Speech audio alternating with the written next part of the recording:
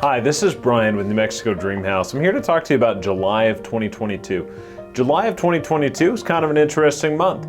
So the market is starting to normalize. One of the things that I've seen over and over again are headlines talking about the housing market crashing. We don't really have any data to support that. We have seen a lot of price reductions, and there's a reason for that. When the market is moving upwards, people tend to price ahead of the market. And these price reductions are a result of the market normalizing. We have not actually seen sell price averages decrease at all. They seem to be remaining pretty steady.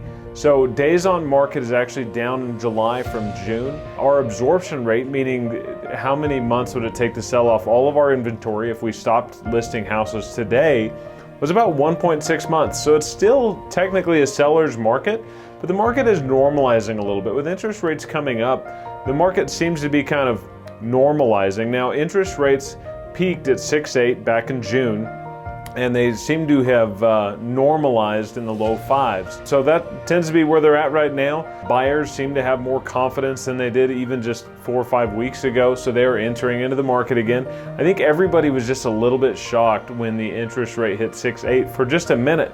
Now, the Federal Reserve did raise rates 3/4 of a point again in July, but what happened is that there was some conjecture and some projections stating that they might raise it up to 1 or 1.25 instead of 0.75. So what happened is the mortgage rates actually reacted the opposite of what you'd think they would. When prime rate went up 3/4 of a point, Treasury bonds reacted in such a way that actually drove interest rates down. So July, we're still moving a lot of houses. Now, we are seeing a little bit longer days on market as we're towards the middle of August now. A lot of what's driving that is that you can't market properties in the same way in a buyer's market that you did in a seller's market.